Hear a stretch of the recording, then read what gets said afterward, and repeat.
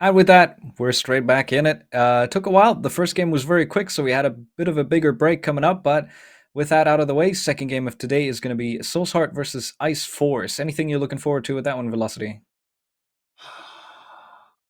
Icehorse are, to my knowledge, a very good team. Last time I watched them, they are very good. They were very good. They also did season 10. After all, we have to remember that these are the current reigning champions of Talent League. Although it is Oregon, not the not the greatest map, but makes it an even playing field for Saltart. Saltart are an underdog here. Are that dark horse. So by taking Ice to Oregon, they have such a better chance of doing well, or even taking this matchup home as it is. All right, and with that, let's try and bring up the map bands on the side as well if we can. And just very quickly talk through this matchup because we have changed from the challengers straight back into the masters. So this is the big leagues where we're no longer in the caffeine territory. We're now back to Ice Force and Souls Heart. These are two teams that have made it pretty decently in the qualifiers, which is the reason that they made it all the way to the masters division. And looking at the map bands, I don't know if there's anything else noteworthy. I mean, once again, last few maps open. It's interesting that Border was left so late, but ultimately banned out by Ice Force. They choose to go to Oregon instead. And with that, of course, Souls Heart do get to pick the starting side, and Souls Heart decided they want to start on the defending side, which is more of a common choice. We're not going the go to limits route again. Yeah, well, let's be honest. If you don't start defense on Oregon, something wrong with you. It's Oregon. We can't talk about it too much. It's Oregon. It's default, and actually, controversially, can produce some very good matches. Whether that be one-sided matches or really, really close, narrow, maximum OT 1v1s. It can produce some very good matches. Yes, it's boring because it's the same stuff every single time. We're likely going to be seeing a Master Attic take when attacking Master Bedroom. We're likely going to be seeing a hatch drop, maybe a blue and backstairs execute. You get the point. Um, but it can cause some very, very close games because not only are the executes the same, the positioning of players is the same. So everyone will know where everyone is at pretty much all times. And that is one thing I do like about Oregon is it is completely fair. It can go anywhere. We could see an attacker side at Oregon or a defender side at Oregon or an Oregon that's completely neutral. Yeah, I mean, just because it's an old map, of course, doesn't mean that it's bad by any stretch of the imagination. However, it is a map that's fairly figured out. So, the level of play and I think the quality of play that comes in, the standards for this map are fairly high because it's a map of fundamentals. It's a very linear and straightforward map, and it's just a map that's been in rotation for so long. Everyone and their mother knows how to play it. So you got to look forward to, trying something. If you want to try something new, you got to try something that's really, really out there, and other than that, it just comes down to playing fundamentals better. So you need to be faster. You need to be just quicker into the building. You need to be more effective with your utility, and you need to coordinate better in the execute. And that's what it comes down to. So it's a little bit of everything, but it all just comes down right back to fundamentals. There's nothing. But that doesn't mean that it's necessarily a bad trade, as I do believe we're launching into the game, and with I that, think we we should are. move straight into the operator bans. So operator bans on Oregon reprints, this is what should we expect here?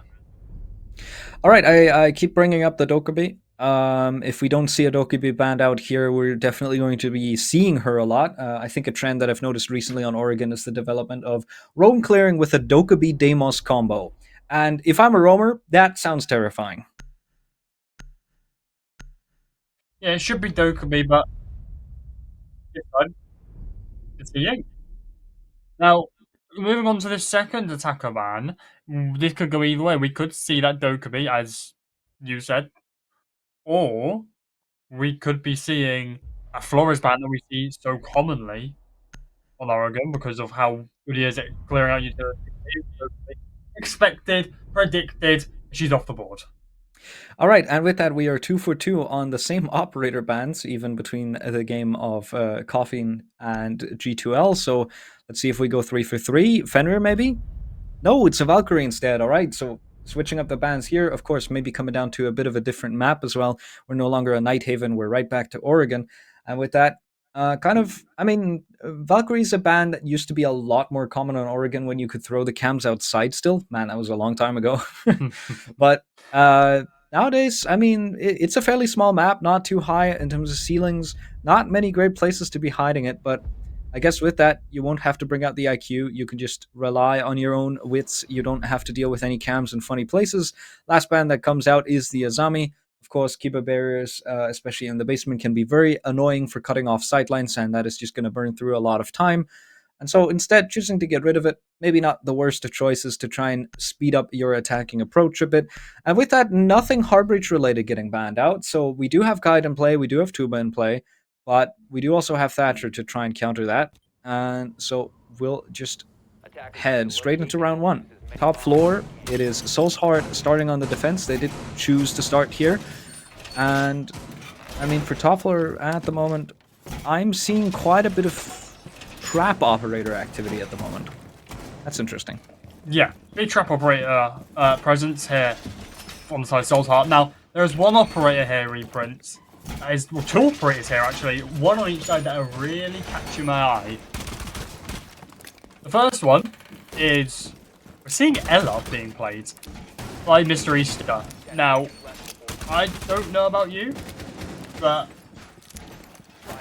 Ella isn't an operator we normally see. Yes, she brings a shield. That's probably why they brought her. We've also got a Frost that brings a shield, so I'm not too sure. The second operator that I've noticed that could potentially have a huge impact on this round is the new operator, is the new recruit. Is it Sentry on the attack? No. No. It's Wingus. Striker. It's Striker on the attack. I exactly. never remember which one's which. But we're seeing Striker being played, which, with the capability he can bring with the EMPs and the hard breaching gadget, which is what it should be expected to be brought, could be huge in this round. It also eliminates the bringing that secondary hard breacher. Bringing, normally sometimes we see two hard breachers. That eliminates it because Sentry Striker can bring them.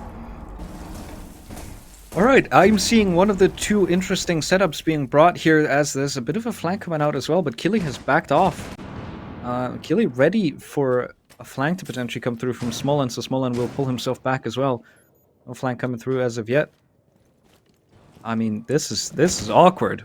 Smolin, he has no idea about Killy, and Killy is not really trying to swing into this. Now, finally, he will. There we go, Smolin does get taken down. And to come back to what I was saying before that, in terms of the gadgets, of course, Striker, Wingus, as I lovingly call him, does get to bring two of the secondary gadgets instead of a gadget itself, as, is able to find Mr. Easter as well. Okay, everything's kicking off. My goodness, Adapts takes down Nycox as well. But there's two fairly common combinations that I see nowadays. Adapts finds a double for himself, alright. Fairly fast extension. Everything is kicking off. I will get to my point after the round. Alright, I got the memo. Cloudy able to find the Shaw as well. So now man advantage for the side of Ice Force. And with that breach is open. Killy will be able to put himself into Attic. We'll have to get rid of that barbed wire. It does do damage now. Have to try and deal with it. And now the Monty is inside of Pit. And this is where the round really starts falling apart. As soon as the Monty gains Pit control, it's basically over for the defenders. It's only one player left. But Adapts finds a triple for himself before finally getting traded out. And Ice Force will be able to claim the first round. And now that I have a bit of a breather, very quickly. I want to know what that Monty was doing. I don't know. Turns his back to the player on the floor, but okay. Yeah. I mean, hey, why not? Yeah. And what a shot. What a shot from Adapt. Really good free fire. Good timing really on the swing, taking down Vasil. So first most common combination, I think, for the Striker, for Wingus is to just bring Hard Breach and EMPs, because that is an option that you can bring, which is quite nice. It's the only operator in the game at this point who can do that. Just EMP can opener for himself. And the other option that we got access to is potentially just bringing a whole lot of throwable utility. You can bring 3 flashbangs and 2 grenades. And I mean, before they took away cooking from the grenades, that would have been completely overpowered. But now, even now, it's really great utility for flushing people out of positions. You can flash them 3 times and then nade them and they're not going to see anything, and they will have to move. And so that's a very good combination to try and bring. Those are the two most common ones. I haven't really seen much else brought out. I don't really feel like you bring out a striker just to bring claymores.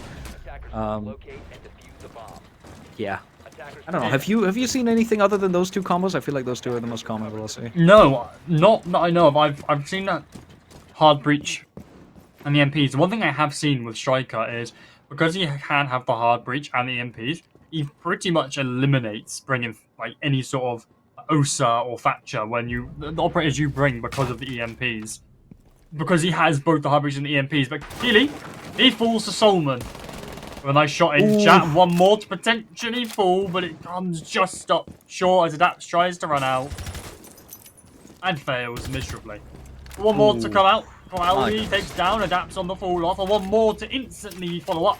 Icoxy takes down Mr. Easter, and this Monty coming in huge again. He is that immovable force, he is that movable drone, but the problem is you can't shoot him when his shield's up. He's all the way in trophy and is feeding so much info to the rest of his team. 2 kills immediately swinging back into the favor of Ice Force after Smolan got some revenge for the first round, but nothing much else to come of it as Soul's Heart lose 2 players early. Adapts, I really did like what he was trying to go for. It doesn't quite connect onto the player outside when he went for that run out, and does get caught on the rotation back, so very good cutoffs put in place from Ice Force, and especially Cloudy, who was able to find that pickup. Smolan still rotating down below as well. A lot of pressure onto the site already from Ice Force fairly early on, as they have complete control of the armory side and master side. Smolan will have to try and go for a flank. There's another drone that he takes down. Will force him to rotate out again, because this is all information that will get relayed to the remaining players of Ice Force. And now here comes some stuns, here comes some smokes. This is going to be good for the Glaz. There might be a plant opportunity in this as Pano is inside of the site. He's not going for a plant. He is going for a plant. It's stuck down as well. There's no denial coming out. Finally, he will get taken down after the fact through the smoke. Very good pickup to find this Monty. That might make the retake doable, but still very difficult. No, Smolan's able to find a triple for himself on the round. Never mind, this completely turned around. It was a good plan, but now there's a big crossfire coming through. And Soul's Heart, they're somehow able to turn this around. They let the plant slip by them, but as soon as the post plant comes out, they're immediately retaking and punishing everything, and they're able to pick up a round for themselves. Somehow, Soul's Heart pull this out. It looked like the round was already finished by the time that plant went down. Ice Force had the man advantage, they had the power positions, and they just pulled it out of the bag. God knows how they did it. Ice Force overextended massively, and it cost them the round, resulted in them losing. All right, both teams on the board fairly early on. Already a different pace to what we had before, with a very quick 6-0 half in the game earlier today. And with that very quick replay, another look at Cloudy. I mean, beautiful shot, very good cutoff, able to just find that head of the smoke, isolate it. But nothing much else to come of it, as Ice Force might have gotten the plant down, not able to hold it in the post plant, and that's quite important. If you're going to play for the objective, you got to play for it all the way. You can't give up halfway through. So not a great position to try and hold in post plant. They do get punished for it. And Soul's Heart now, after recovering, after finally getting themselves that round that they wanted to get the first time around already, means top floor will finally be locked. They will go to the basement. The mirror is being brought out. And once again, I see a Legion, I see a smoke. This to me indicates that they want to try and counter the Monty a bit. I don't see a Goyo. I feel like a Goyo for blue side would probably be a good opportunity as well to try and cut out any of these players. But the Flores also coming out in response to that would have dealt with it anyway, so maybe better to not pick it. The smoke has, of course, more usable utility. All right, Ecox able to find the opening pick once again. This is just going to be... Smolan is involved in every opening engagement so far, and at the moment he's 1 and 2, so not going that well for him. Yeah, I mean, I'd imagine he's involved in every entry engagement because he is the entry player, and we haven't touched on it just yet, but this Monty, you touched on how they want to adapt around this Monty, but bringing this Monty every single round will catch up to Ice Force in the end. Because they are effectively a gun down. Yes, Monty has this now new dash effect where you can knock the opponents down, but you have to be close enough to do that. Icox, though, falls to the C4. Another one is going to fall to Mr. Easter Visel. Finds himself taken down. That's the knock. No more Lurk plays able to come out here. The Monty is in. Shaiko is going to be trying to disrupt, draw out the defending players, try and cause some problems while we have the Flores of Keeley watching the cutoff. Another shot goes down. Mr. Easter finds one more. That's Keeley up to Flores. We're talking holding the cutoff, and all of a sudden we're in this 4v2. Oh my god. And Soul's Heart out in full force as once again they're able to wrap around the remaining players. Really good retake. I love this aggression coming up from Soul's Heart now. They weren't able to put it together in the first round, but now they're able to pull it out. As they just, they give some space over to Ice Force and then they just wrap around and completely retake it. I love the positioning there. I quickly want to point out for Mr. Easter because he knew that there was only one angle that he could get challenged from. He was not at all worried about this Monty because he knew if the Monty would overextend, his teammates would punish it. And so he was just sitting there, looking right behind the Monty, not even paying attention to the Monty, really, waiting for that swing to come through from the player behind it. Ultimately does come out, and he was absolutely ready and waiting for that. So, very good swing from him, able to get that pickup, and that allows them, the man advantage to try and fight back into this. The wraparound from elbow is beautiful as well. And so Soul's Heart, after a bit of a slow start, now finally able to find their own and punish a few of these moves from Ice Force. So we have a game on our hands. Definitely a game on our hands. Now we just have to wait and see. We're off to this tertiary site. We are off now to kitchen and meeting. Normally the weaker of the three sites that you tend to see play because we don't play dining here. It's all about what Ice Force have in the pocket, in that back pocket. And once again, they are bringing that Monty. Though we were saying how that Monty is gonna bringing it every round is gonna cause them problems. It caused them some problems last round, and the question is it gonna cause them problems this round again? Yeah, once again, Ice Force just sticking to their guns, continuing to bring that lineup, continuing to bring the Monty along. Hasn't found much success now that Soul's Heart has been given some time to try and read into this. And they're playing a good distance game. They're just playing keep away at the moment, not allowing anyone to be individually exposed to the Monty. And so now with both of these teams finding their feet in this matchup, that means that things are going to slow down. We're about a minute into this round. So far, not much has happened. Ice Force just slowly taking control. Soul's Heart very keenly monitoring and paying attention to what control is being taken away from them, where they're being pressured. They know that there's a tower approach coming through right now. They know that they will have to try and deal with that and worry about it in a bit. But for now, they can just sit back and just watch Ice Force set up. As they get out their utility, they waste some time. A bit of an opportunity to do some damage onto the Osa. Not much to come of it. One shot will connect, and that's good enough to do some damage, decent damage with the DMR.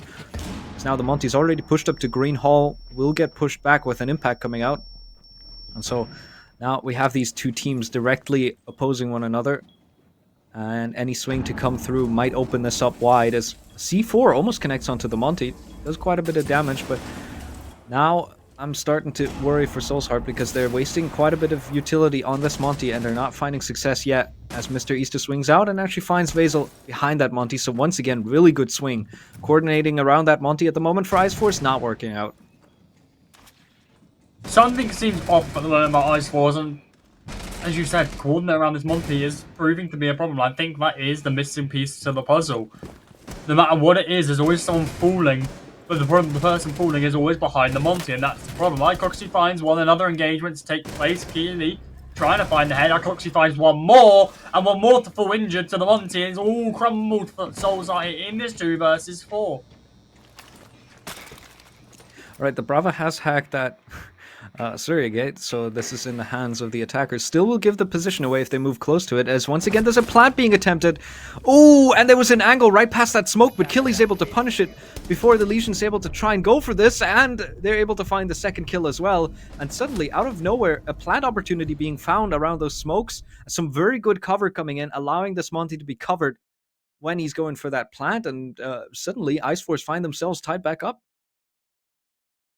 Suddenly, quickly, and well executed, Ice Force, as you said, find themselves tied back up in this game. The one problem with Ice Force that I've noticed is they aren't playing like Ice Force. we saw the first round where they were quick, they were agile, they were clinical, and now they kind of reverted. They're playing a bit too safe. They're not playing the Ice Force way. Nonetheless, they won the round though, so each to their own. I guess.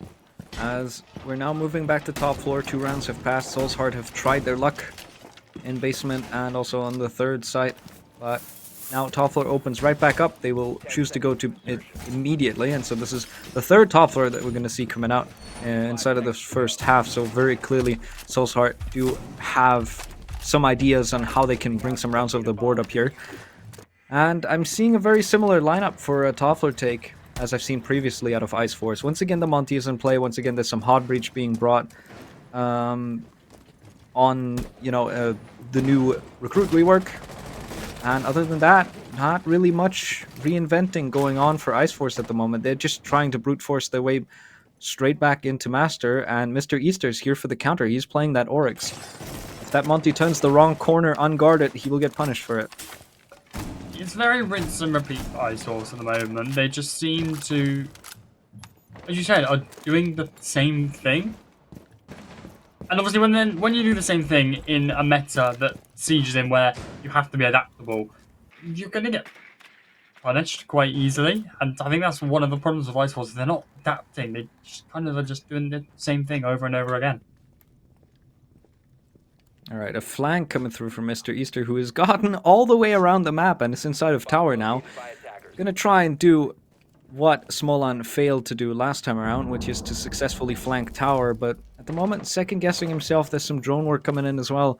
Of course, Killy is up there in T3, but he knows that they really want to flank him, and so he's not going to allow that to happen. So a bit of a pullback. Soul's Heart at the moment not committing to any flanks just quite yet, but I mean, hey, for now, they don't have to. It's a minute and 30, not much has happened. Ice Force has been very slow to gain this control because they want to be sure. They want to take meticulous care of any of these positions to flush out every single thing so that they don't get caught unaware by any of these Soul's Heart players. And so that means the breach is still not open, but there is a Monty already inside of Pit. They managed to get him through, I think, over from Trophy side. Now some damage done. Mr. Easter, meanwhile, already rotated back around the map. He's inside of Garage. Does get taken down by Cloudy. That's opening pick for Ice Force. And it's an isolated instance, so it'll be a 4v4 actually, as Vasil did go down earlier as well.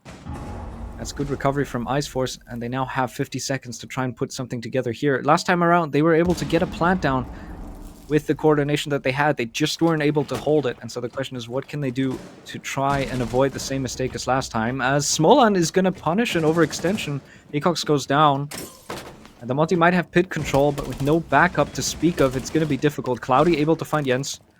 Very important pick here, as Killy is down on the floor as well. Adapt's able to find another. It's only down to the Monty. Pano, he's all alone in this. He has 3 more players to find. 20 seconds to go. He's going to ADS.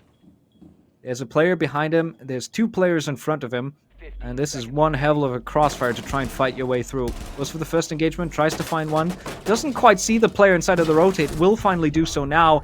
He's going to be able to injure the Warden, but here comes the trade from Deshaw to try and save the life of his teammate. Will do so just in time, as Soul's Heart are back in the lead. Ice Force just feel so off balance. Especially with this Monty. They just don't feel comfortable with this Monty. They can't coordinate around the Monty. There are people dying behind the Monty, which principally shouldn't be happening because they should be playing around it. And that's the biggest problem. They're not actually playing around the Monty. They're just kind of using it as a drone and then taking their own individual gunfights, which is the biggest problem at the moment. And we were saying that Monty is going to be the downfall, is going to be the punishing factor, and is living up to that expectation way too much. Is actually losing the rounds. Yeah, and Pano's still sticking to his guns here. And the thing is, he's able to take a lot of map control, but he's drowning in all this map control because there's nobody around him to try and support it.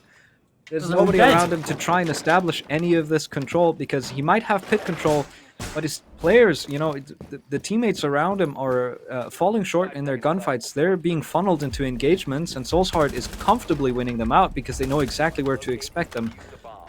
So this static playstyle from Ice Force is just being punished at the moment. We now see a second shield to try and ameliorate these problems, as Killy has opted to bring over the Blitz as well. This is going to be interesting. This, to me, kind of smells more like a fast take, I would assume, but there is a Flores in place, so this is a bit of a confusing lineup. Usually with a Blitz, you want to go fast or you want to hide it for as long as possible, but I don't really feel like Killy was trying to hide himself as much. Pano already on backstairs, and once again, he's completely alone. Yes, he takes all that space, but on backstairs he has to stop, because if he goes down, he walks into a crossfire. There's barbed wire that he would take a bit of damage to, and there's nobody behind him to try and back this up. There's no map control to try and defuse this crossfire that Soulsheart have established, because first, you need to get the hatch open. Pano is rotated. Now there's a mirror window coming out to try and counter him, so good adaptive play coming out from Soulsheart, keeping that utility up until later in the round. And with that, the hatch is going to stay closed. There is still one more can opener in play. We're going to get open up now. Meeting control gained. Still a 5v5. Mirror window gets popped by Adapts himself. He won't even wait for the enemy to do it. He will just do it himself to maybe get a long angle for Smolin going. At the moment, once again, stalling from Ice Force. They bring 2 shields and they're not able to take much more space because they don't have the steps completed around it to try and advance. Ice Force approaching this round slightly more slower, slightly more methodically. As the Grims are coming out to try and clear the players is Shaiko close left, some kills go out. Keely finds one, adapts to take him down. No, as one more comes out, a refrag. Icoxy takes down Mr. Easter. Back into 3 versus 4, 2 versus 4. Now as Cloudy finds himself one more. We were saying a slower, more methodical approach is what Ice Force has taken. They've shut me up nice and quickly as the execute comes in nice and quickly. 2 versus 4. Ice Force have pillar control, have Shaiko control, have blue control, and all they need to do is walk to site, try and plant and isolate these last 2 players. One more to come out. It's adapts to take down Vigil to try and pull what's left of this round back. They still have elbow control as Cloudy falls into this 2 versus 2, and all of a sudden, this round looks winnable for Soulsheart as one more falls. Icoxy takes down the Daps all up to the lone player, the Legion, who's left in freezer, has the Monty in his face. What can he do? Shields down, he's going to try and take him out. Dash Oh no! once, dash twice, his Pano take him down. Oh, Pano, really, really well played. He commits to this fight. As there's a Gumine in his foot, he's not able to go for the sprint, but the Legion stays a little too close. And even with that Gumine, he's still able to bash far enough. So really good job from Pano. That was a little shaky there for Ice Force. I really like the execute that they were doing when they were in the 4v2. I was like, all right, this is a round that's done and dusted. You just have to shut down Adapts, and then Adapt started going off. So I got worried for a bit. It briefly turned into a 2v2. Adapts finally getting punished, getting taken down. And then, knocking out that last player, maybe a bit more team play is what I would have wanted, once again, around that Monty. In that 2v1, you really can't afford to put the Monty with a Gumine in his foot into a 1v1 situation. You have to try and take this fight together. But ultimately, Pano just isolated an instance where he could take this fight himself before his teammate could catch up with him.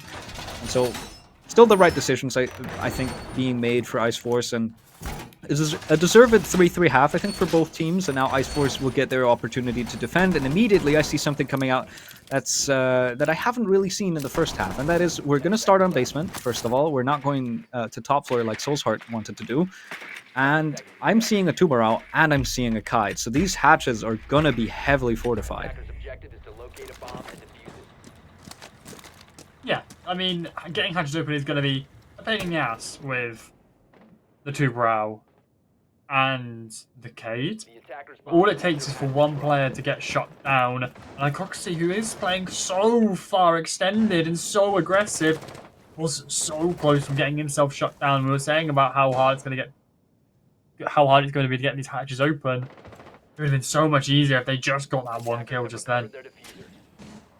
Aggression is key here for Ice Force. Pano. Pano, that's a ridiculous shot. Disgusting shot takes down Mr. Easter.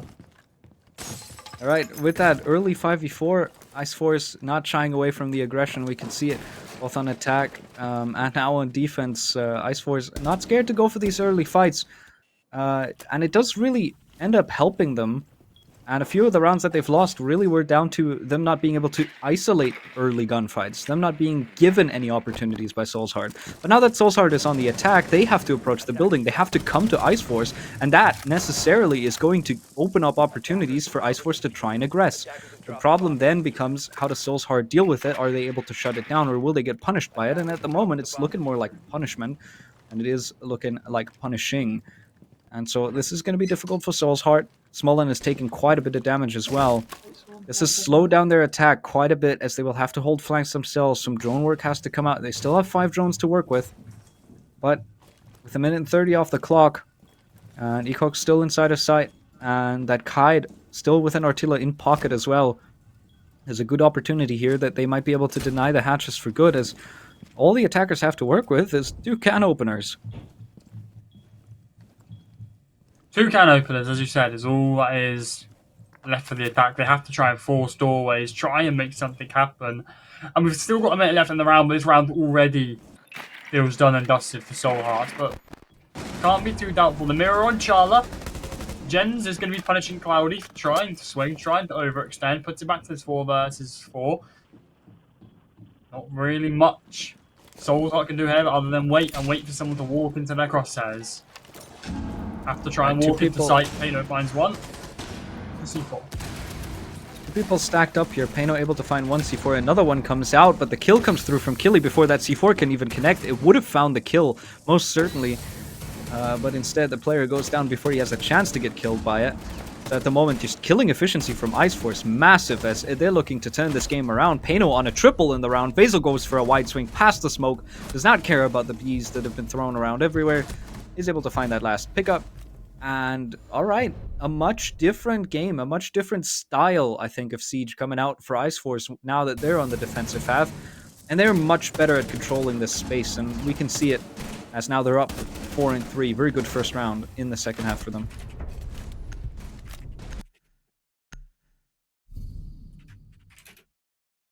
Moving to round 8 then. Ice Force have potentially the momentum to continue on this round. Alright, going to top floor. Once again, I do see the Kaid being brought out. That is an interesting choice. The Warden is in play despite the Ying being banned out. Vasil maybe more of a comfort pick than anything. Also maybe to just bring a shield. I see multiple other operators that would be better for the shield maybe, but hey, if you want to bring that gun, if you want to play the SMG-12 and MPX combo, then that's totally up to you. Basil seems to be comfortable with it, and at the moment Ice Force do seem to be playing a bit more into the comfort factor, which is really going to help them with bringing some rounds over the board, because at the moment it is a bit of a confidence game. It is just about winning early engagements, and if Ice Force can keep on top of that, if they can keep Soulsheart locked out of this, there's going to be scarce opportunities for them to fight their way back in, to try and put executes together, and that's exactly what Ice Force are good at denying. As long as there's no executes coming through, I think Ice Force are set to win this matchup. They have an opportunity now to try and extend their lead as they go right to the top floor. That Mute is coming out to try and deny some information as well. We do have both of the SAS operators in place, so there's going to be quite a bit of SMG-11 action, hopefully. As Tower now being droned out, Killy posted up aggressively over on Attic, waiting for an opportunity. And there's a Maverick already in play, and the question is, will this Mav hole be contested? Killy. He's in a position, just waiting. At the moment, Soulsheart also very slow going for them. They're choosing a similar approach. They're just making sure they clear everything out, making sure they don't give an opportunities to any of these attackers to overextend early on. Here comes the swing, but no! That angle only works one way, and it works the way of Killy, as he's able to find one elsewhere. Another player drops. It's immediately a 5v3. And Ice Force. Ooh! Mr. Easter, good counter on that. Takes down Killy as well. Now finally Attic cleared. It will come at the cost of one player, at the very least over on this side of the map. And so now he can start working on getting Attic open. It doesn't come without cost, but hey, at the very least, that smoke is down early. Those smoke canisters are not going to do anything in the round. And with a minute and 30, with this much time off the clock already, you're going to need those seconds in the execute. Speaking of executes, nothing coming through yet as Adapts finds himself taking down, puts it into this 3 versus 3, and a 3 versus 3 execute only does one thing, and it favors the defenders.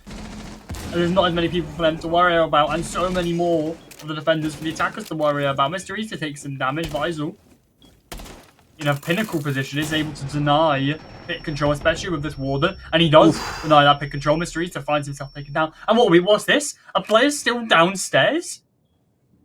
Smolan is going to try and flank up White, presumably, as the Thatcher player is still in trophy. God. I see him turn that. I just see him turn that corner. I see 2 sets of barbed wire and a Guman, and I'm like, yeah, okay.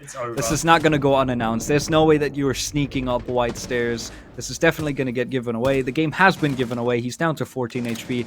The Legion is shutting this down. You're not going to be able to get in there for free. This gives an opportunity for Deshaw. Maybe they're not looking the right way, but there is still somebody on his pit door that he has to try and deal with. There's another goo mine for him to deal with if he wants to push pit here, but he will walk himself into a crossfire. Now an opportunity, if he can work together with Smolan, might be able to take down Cloudy, but no, Pano takes the first, Cloudy takes the second. And just as I had said, this is the extension of the lead. This is 5-3 now for Ice Force, and the much different playstyle for them coming out on defense is really working wonders now. Working wonders indeed, Mr. Reprints. 5-3 in the hands of Ice Force.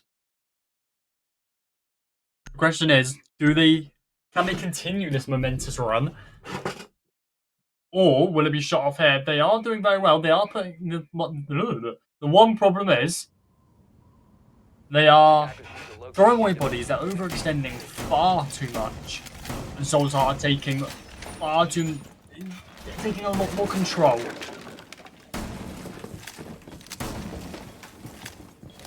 Yeah, and that's costing them heavily.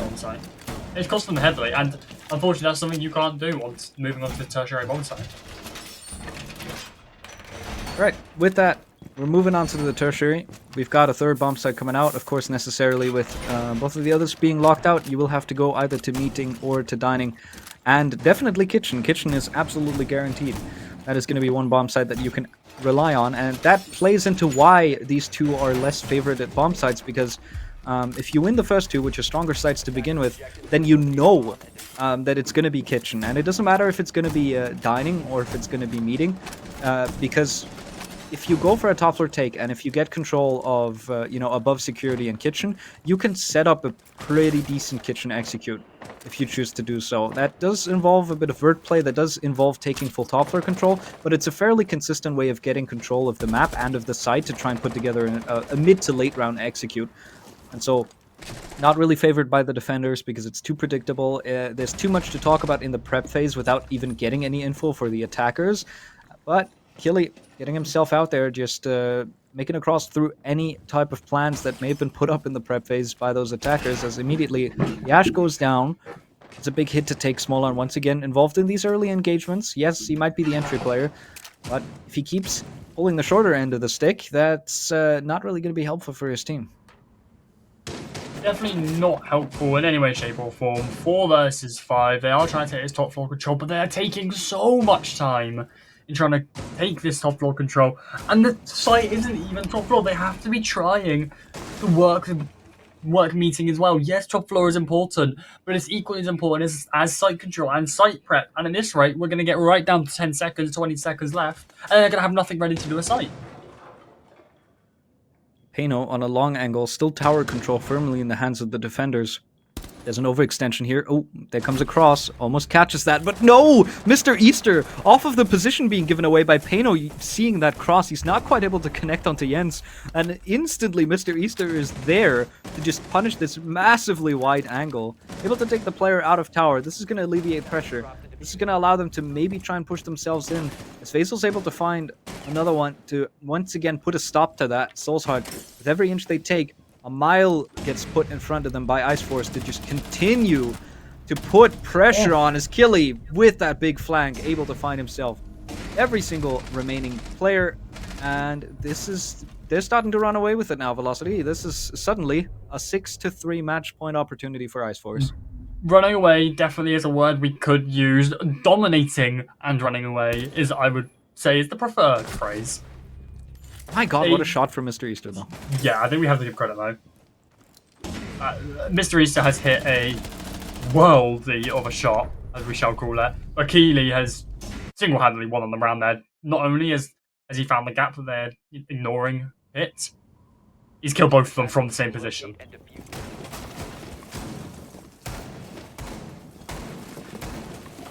All right, and with that, the rotation is complete. Ice Force have been able to flawlessly win 3 bomb sites in a row. This does open up basement for them again. They've comfortably won out here as well. And so now, the worry sets in for Soul's Heart. This, at the half switch, we were like, all right, there's some good opportunities for Soul's Heart to close out some games. They're reading into Ice Force very well on these attacks. They're able to stall them. They're able to play around the Monty properly, better, than Monty's teammates at the very least. And they managed to save themselves a 3-3 half. I thought, for Oregon, a 3-3 half isn't necessarily the end of the world. Of course, you would prefer a 4-2, but even with a 3-3, absolutely doable. And I mean, Ice Force now on defense just completely mixed that up. They won 3 sites in a row. All of those rounds looked fairly comfortable, and Soul's Heart have put up no opposition. Instead, they're going to try and go for a rush. It's a bit of a Hail Mary. The Blitz is inside of sight, but there's immediately a crossfire coming out. Cloudy takes down Deshaw, and this is the big game given away. A C4 comes out, will get I don't know which C4 that was. I think that might have been 2 coming out, as there's a big retake coming in from Ice Force, and this might be a flawless round. They get completely shut out of this. Mr. Easter, the only one alive. He hits another nice shot, but that's all he's gonna find. Vasil takes him down, and yes, flawless round denied, but still a really comfortable round to close this out from Ice Force, as the moment they hit the defensive half, they found all of their confidence, they found all of their spirit, and they take a very clean 3 points here. Dominant, flawless, strong, and confident. All the best qualities of a Siege team, and the best qualities to have on the defending side. 7-3 goes to Ice Force with a very, very dominant last round. And yeah, it was the Cade C4. No, it was the Cade C4, I believe, as well. But dominance is key this last round. But Mr. Easter with a man, someone give that guy a pay rise. What a shot. Well, it doesn't matter how many of these shots you hit if your teammates can't put any rounds together around that, if you can't coordinate to get executes together. It doesn't really matter. You're still going to lose the game. And with that, that was everything from us today at Talent League. Do make sure to tune in once again. And with that, we've had 2 very confident games, I think, coming out today. Ice Force able to prove themselves as the victors today. Caffeine, I think, a very big story. They're able to rebound off of an 0-7 into a 7-1. Really good story there. Do give that game a watch if you did miss it. Definitely worth a bit of a rewatch. And other than that, that's all from us. And Velocity and I signing out, and we will see you guys next time.